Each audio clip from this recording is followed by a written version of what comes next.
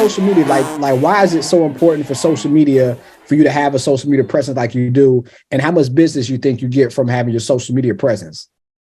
I think, man, it's absolutely important that you are on social media posting, because you want to stay on top of people's brain.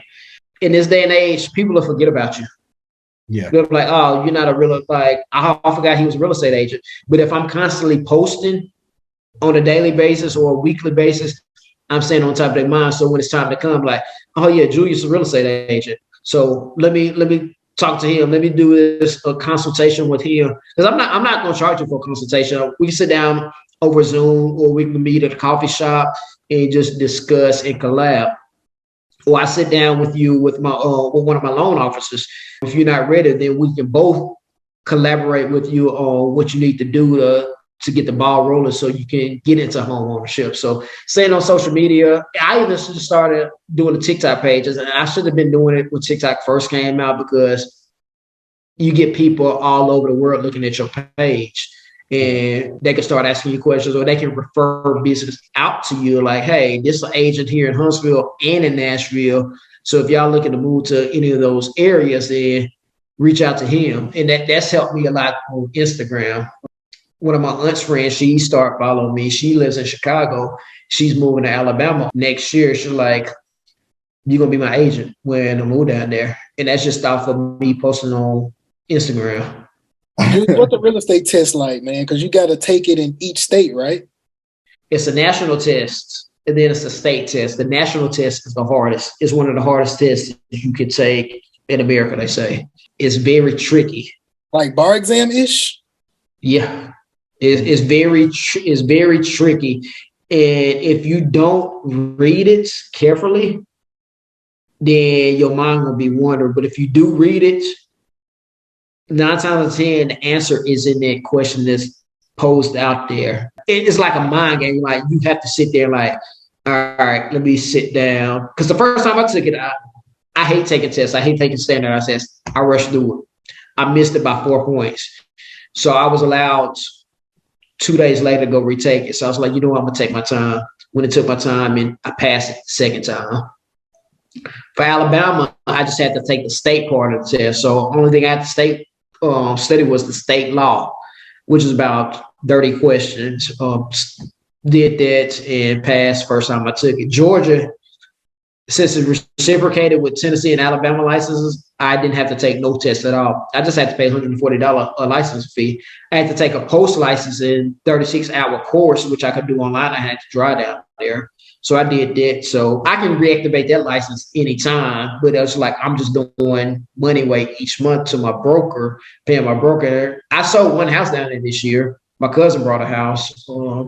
But other than that, I was just wasting money. I was like, nah, I'm going to say my commission I got from his house instead of just doing it away, because I'm not down there. So yeah, that's how it is from a stock standpoint. Like Florida's the same way. Georgia and Tennessee, I got to pay like $140 tax, but Georgia and Tennessee, I don't got to relicense every year. So see on social media, I'm like, wow, man, he in it, he doing it. Like, I'm like, wow, it's dope to see, man. See you getting it. I'm like I said, I'm gonna lean on you at some point, man. Like, hey, I got some little money over here. It might not be what you need, but I'm trying to get started. As long as I'm willing to help anybody, it don't matter what you got as far as monetary wise. If you're serious about it, we sit down, talk about it. I can put you in with the right people that's gonna help you. You might not even have to use your money. How could a person buy property without using their own money? It's several ways, and that's what they don't teach us. It's several lenders out here that, if your credit's straight, you can put little to nothing down on the property. You might have PMI, property manager, property insurance on there, but you can save your money at the end of the day. That's why I tell people, man, your credit score is everything. Your credit score is going to take you places where money can't buy. Like, as long as your credit score is straight, if you're in the 700s and up, especially mid 7s to high 7s, then you ain't really got to look at putting a lot of money down, because they know that you're going to pay back this loan at the end of the day. They know your house ain't going to be coming in and getting foreclosed on. So as long as you take care of your credit, they know they can rely on you to pay them back that bank note each month. They have these programs, right? And some of these programs, when you get in them, you have to like stay in the home for like a year or two or whatever the timeline is, versus trying to get like an investment home and kind of got to go through like the more rigorous route, I guess, like having more cash and things like that. Which route, I guess, like I said at the beginning, is probably more situational, but if money wasn't an object, but just trying to take advantage of the situation a little bit because you're getting all these perks, which route would be the best route for a person that somewhat has the money, but you know, you could go through this program, keep a lot of this money in your pocket, but you got to stay in here, whatever the timeline is, etc. I would say go through that first route where you technically got to stay in the house for 2 years, but who really be checking on that? Honestly, like you could turn around, sign that mortgage, and then next day later, lease it out and get money on it. Really? Yeah. Who gonna check? Well, unless you got some Karens and Kevins in your neighborhood who gonna call. Like no, seriously, like who gonna? Yeah, They ain't got no drive. They ain't got no drive-by police that's gonna like come knock on your door and say, "Are you staying? Are you the person who lives in your house?" Nah. Okay. So nah. Turn around and rent it out. And then here's my thing for married couples. I always thought like when you were married, like y'all both got to be on a loan together. No, don't do that. Husband, go buy your house. Y'all forever home or start a home. Wife, put the investment name, property in her name, or vice versa. Let the wife buy the starter home or forever home. Husband, buy the investment property. That way, y'all debts ain't consolidated together. Because if y'all go in on the mortgage both together, then want to say one of y'all get laid off, then y'all can go buy another investment property because that debt is going to be on both of y'all's names. Whereas if he just got it under his name or she got it under her name, then y'all want to go look at an investment property, go put it on a person who's not on this mortgage. That's not going to show up under their credit. So y'all, you can make money off your investment property or take some money out that first home that y'all bought and go buy another property and just keep doing that and doing it and doing it. That's how you're going to continue to get generational wealth built in. That way, that second home, say they got a kid who like 18 or graduating from college, they could put that third house in their name. As long as they got the money, or say if they had a business and they've been paying their kid every month for the past 2 years. So the kid can show where I'm employed by my father or mother's business, and here's my bank statement showing, hey, I'm getting paid. Here's my taxes I've been filing on this every year. They can put that kid can get that house in their name. And that's just how you're gonna continue to do it. Check out this story I heard. This guy that I work close with, he don't look like us, by the way. He said his son wants to go to University of North Carolina, Chapel Hill. Mm-hmm. It's kind of, in relation to you is a little bit. So he was like, well, but I want to get him some credit started. But he said, I'm trying to figure out how to go about it. So to kill two birds with one stone. I'm like, what you talking about? He said, well, it's expensive for out-of-state tuition. So he said, what I'm going to do is buy the home, keep it in my name for a year, put it in his name after a year. He gets in-state tuition.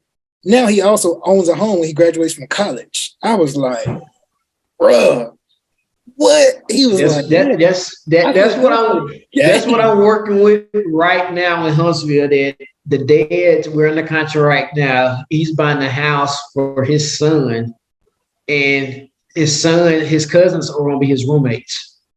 So they just keep the money in the family. Like he paying cash for the home. Like it's even my guy whose house I sold in Bellevue.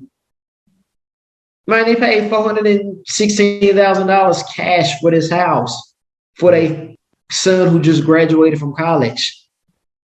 Like they've always had that leverage above us because they were taught that real estate was the way to go. And they got that old money too, else. Like said, get the in-state tuition, so also gonna get that extra money and put the house in his son. As we graduate college, he has a home in his name and 4 years of mortgage under his name. Like what? Yeah, leave, man. Yeah, I be looking at my mom and them sometimes, like for real, like you just got me out here trying to figure it out. Now you think about it, 4 years from now, interest rate's gonna be lower too. So we could take the money out. Take the money out. Refinance, take the money out, cash out. He got a home and he got all his money in his pocket. Yep. And what he can do with that is go buy another house. Exactly. Put a down payment. Yeah, put a down payment towards another house. He ain't gotta just outright buy the other house. Take out some cash, put the down payment, and if you want to fix up a house, then you could fix up the house. So it's like, it's and the equity gonna be crazy on the house because he says it's by the school. Oh yeah. So what he can do is once he graduate, if he ain't want to say that no more, he can turn around and flip it and rent it out to college students. Rent it out to college students. His dad already on it. I'm like, wow. Yeah. It's like real estate, the best way to go. Like it's so many avenues to make money in real estate. It's not even funny. Man, if you had one tip to give to a TSU alumni or a TSU person graduating this year, what would that be? Network. Make sure you give back to your alma mater. That's number one. Because if you don't give back, who will? TSU is a business. You're the other businesses. Why not give back to your alma mater that provided you with these everlasting friendships with family? Because I don't look at y'all as friends. I look at y'all as family. Like we may not talk all the time, but when we see each other, it's all love. So you kind of in a sense, you garner these friendships with family and they're everlasting because I tell everybody now, I'll hang out with more of my college friends than my high school friends because I'm not trying to say we're better, but we've been together for these 4 years on this sacred ground where it's people who look just like us. And we all share one common goal. We love our alma mater. So give back. Why not give back? Even if it's $50 a year, $100 a year, do something, take your money and give it back. You spend $50 maybe on dinner on a nightly basis, depends on your lifestyle, but give back to your community, to your alma mater, network. And I would say, keep your nose clean, like on social media and all that type of stuff, especially to these young kids who just now out here like posting everything. Like I know it's a time and place to post everything. I'm glad we didn't have social media back in the day. We was wild. We was wild, but we didn't want everybody to know our business though either. Yeah. At this point, it's like they snitch on themselves. Like it's crazy. Like you want everybody to know what you're doing and all this XYZ. Like have some decency about yourself. Everything ain't meant for social media. So you represent yourself and your parents, your family, all that. Just make sure you're good. I know we're all gonna do a little crazy stuff here now and then, but just make sure you represent yourself. You come from good stock. TSU is good stock. Whether they want to post negative stuff with us on the internet and all that type of stuff, we come from good stock at TSU.